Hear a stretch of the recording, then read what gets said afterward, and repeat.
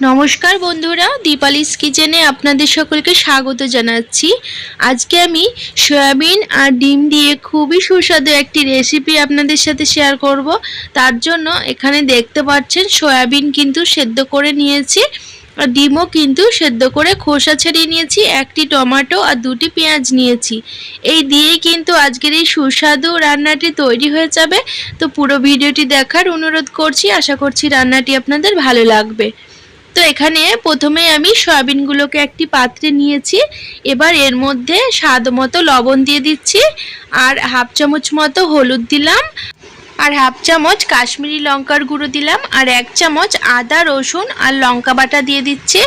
এখানে আদা রসুন আর লঙ্কা একসাথে বেটে রেখেছিলাম, আর এখানে আমি 1 চামচ বেসন দিয়ে দিচ্ছি। তো এই সমস্ত উপকরণ দিয়ে ভালো করে সয়াবিনগুলো মেখে নেব। তো বন্ধুরা, এই রান্নার ভিডিওটি আপনাদের যদি ভালো লাগে অবশ্যই একটি লাইক করে দেওয়ার অনুরোধ করছি। তো এখানে দেখতে পাচ্ছেন খুব ভালোভাবে ম্যারিনেট করে রেখে দিয়েছি। এবার 5 মিনিট ঢাকা দিয়ে রেখে দেব। এদিকে ওভেনের ওপর কড়াই বসিয়ে তেল গরম করে নিয়েছি। এবার এই তেলের মধ্যে লবণ হলুদ মাখিয়ে রাখা ডিমগুলো দিলাম। এবার ডিমগুলো মিডিয়াম করে ভেজে নেব, খুব বেশি কড়া করে ভাজবো না, আবার হালকাও ভাজবো না। দেখতে পাচ্ছেন ডিমের কালার হালকা চেঞ্জ হয়ে গেছে। এবার কিন্তু আমি ডিমগুলোকে একটি পাত্রে তুলে নিচ্ছি। বন্ধুরা, কড়াইয়ে যে তেল আছে এই তেলের মধ্যেই কিন্তু আমি আগে থেকে ম্যারিনেট করে রাখা সয়াবিনগুলো ঢেলে দিচ্ছি। এবার এই তেলে কিন্তু সয়াবিনগুলো 2 থেকে 3 মিনিট ভেজে নেব। তো সয়াবিন কিছুক্ষণ ভাজার পর দেখতে পাচ্ছেন কালার চেঞ্জ হয়ে গেছে। বন্ধুরা, এইভাবে একদিন সয়াবিন দিয়ে ডিম রান্না করে দেখবেন, ভীষণই সুস্বাদু লাগে গরম ভাতের সাথে খেতে। আপনারা যদি ভাবেন এই রান্নাটি করে রুটির সাথে খাবো তবুও ভালো লাগে, কিন্তু ভাত দিয়ে খেতে কিন্তু বেশি ভালো লাগে। তো সয়াবিনগুলো ভাজা হয়ে গেছে, এবার তুলে নিলাম। এবার ওই কড়াইয়ে 2 থেকে 3 টেবিল চামচ তেল দিলাম। তেলের ওপর হাফ চামচ মতো হলুদ দিয়ে দিচ্ছি। এবার এর মধ্যে কেটে রাখা আলু ঢেলে দিলাম। আলুগুলো কিন্তু বেশ ভালো করে ভেজে নেব।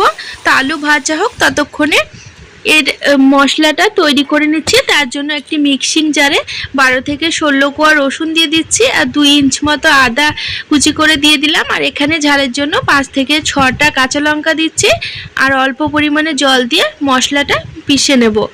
আপনারা চাইলে এই রান্নাটিতে শুকনো লঙ্কা ব্যবহার করতে পারেন, আমি কিন্তু কাঁচা লঙ্কা দিয়ে রান্নাটা করছি। আর এদিকে দেখতে পাচ্ছেন আলুগুলো কিন্তু খুব সুন্দর ভাজা হয়ে গেছে। এখন আমি আলুগুলোকে একটি পাত্রে তুলে নেব। বন্ধুরা, এই রান্নার ভিডিওটি আপনাদের যদি ভালো লাগে তাহলে অবশ্যই আমার সাথে থাকবেন, আর আমার সাথে থাকার জন্য চ্যানেল সাবস্ক্রাইব করে বেল নোটিফিকেশনটা অন করে রাখবেন। এদিকে দেখতে পাচ্ছেন আলুগুলো আমি সব তুলে নিলাম। এবার এই তেলেই 2টো শুকনো লঙ্কা ফোড়ন দিয়ে দিচ্ছি, আর 3 থেকে 4 টুকরো দারচিনি দিলাম, আর হাফ চামচ মতো গোটা জিরে দিয়ে দিচ্ছি। ফোড়ন ভাজা হয়ে গেলে এর মধ্যে 2টো ছোট সাইজের পেঁয়াজ কুচি করে দিয়ে দিচ্ছি। তো পেঁয়াজ কিন্তু ভীষণই পাতলা করে কেটে নিয়েছি। তো পেঁয়াজ খুব ভালোভাবে ভেজে নিতে হবে। এখানে আমি একদম পেঁয়াজ ব্রাউন করে ভেজে নিয়েছি। এবার এর মধ্যে আগে থেকে বেটে রাখা আদা লঙ্কা রসুন বাটা দিয়ে দিচ্ছি। এবার পরিমাণ মতো হলুদও দিয়ে দিলাম, কারণ মশলা ভীষণ ছিটে আসছে, যার কারণে আমি হলুদটা আগেই দিয়ে দিচ্ছি। এবার মশলা 1 মিনিট মতো ভেজে নেব। তো 1 মিনিট পরে আমি এর মধ্যে একটি টমেটো বাটা দিয়ে দিচ্ছি। তো টমেটো বাটা দেওয়ার পরে আরও 1 মিনিট নাড়াচাড়া করে নেব মিডিয়াম টু লো ফ্লেমে। বন্ধুরা, এই রান্নাটি করতে গেলে কিন্তু মশলা খুব ভালো মতো কষাতে হবে, তাহলে কিন্তু তরকারির স্বাদ খুব ভালো হবে। এবার আমি এর মধ্যে স্বাদ মতো লবণ দিয়ে দিচ্ছি, আর হাফ চামচ মতো কাশ্মীরি লঙ্কার গুঁড়ো দিলাম, আর হাফ চামচ মতো জিরে গুঁড়ো দিয়ে দিচ্ছি। এবার মশলা ভালো করে কষিয়ে নেব। তো কাশ্মীরি লঙ্কার গুঁড়ো কালারের জন্য দিলাম, খুব সুন্দর একটি কালার আসবে। তো মশলা দেখতে পাচ্ছেন খুব ভালো মতো কষিয়ে নিয়েছি, মশলা থেকে তেল ছাড়া শুরু করেছে। এবার কিন্তু আমি এর মধ্যে আগে থেকে ভেজে রাখা আলুগুলো দিয়ে দিব, আর আলু দেওয়ার পরে আলুর সাথেও কিন্তু মশলা আরও 2 থেকে 3 মিনিট নাড়াচাড়া করে নেব। বন্ধুরা, এই রান্নাটি হয়তো কম বেশি আপনারা সকলেই বানাতে জানেন, কিন্তু এই রান্নাটি আমি যেভাবে রান্না করি সেভাবে আপনাদের সাথে শেয়ার করলাম। এটি অসাধারণ সুন্দর লাগে খেতে। বাড়িতে যখন মাছ মাংস কিছু থাকে না, তো সেক্ষেত্রে ডিম আর সয়াবিন দিয়ে কিন্তু এই রান্নাটি করে নিলেই এই দিয়েই কিন্তু এক থালা ভাত খাওয়া হয়ে যায়। তো এখানে দেখতে পাচ্ছেন মশলা আলুর সাথে খুব ভালো মতো কষিয়ে নিয়েছি। এবার পরিমাণ মতো জল দিয়ে দিচ্ছি। তো জল অবশ্যই আপনারা আপনাদের পছন্দ মতো কম বেশি দিয়ে নেবেন। আমি কিন্তু তরকারিতে বেশি ঝোল রাখবো না, তার জন্য অল্প পরিমাণে জল দিলাম। এবার ঝোল ফুটে যাওয়া পর্যন্ত হতে দেব। তো ঝোল দেখতে পাচ্ছেন ফুটতে শুরু করেছে। এখন আমি এর মধ্যে আগে থেকে ভেজে রাখা সয়াবিন আর ডিম দিয়ে দিচ্ছি।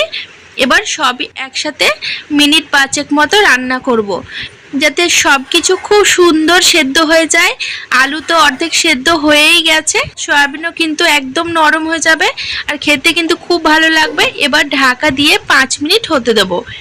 তো 5 মিনিট পরে ঢাকা তুলে নিচ্ছি। আর এদিকে দেখতে পাচ্ছেন ঝোল কতটা শুকিয়ে গেছে। এবার তরকারিটা একবার নাড়িয়ে দিচ্ছি। এখন আলুগুলো সেদ্ধ হয়েছে কিনা একবার দেখে নেব। দেখুন খুব সুন্দর আলু সেদ্ধ হয়ে গেছে। এবার আমি নামানোর আগে উপর থেকে হাফ চামচ মতো গরম মশলা গুঁড়ো ছিটিয়ে দিচ্ছি। আপনাদের ঘরে যদি ধনেপাতা থাকে সেক্ষেত্রে ধনেপাতা কুচিও দিতে পারেন।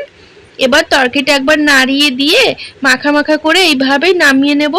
এটি কিন্তু গরমের দিনে গরম ভাতের সাথে খেতে ভীষণই সুন্দর লাগে। রান্নাটি একদিন হলেও বাড়িতে ট্রাই করে দেখুন, আশা করছি আপনাদের ভীষণ ভীষণ ভালো লাগবে।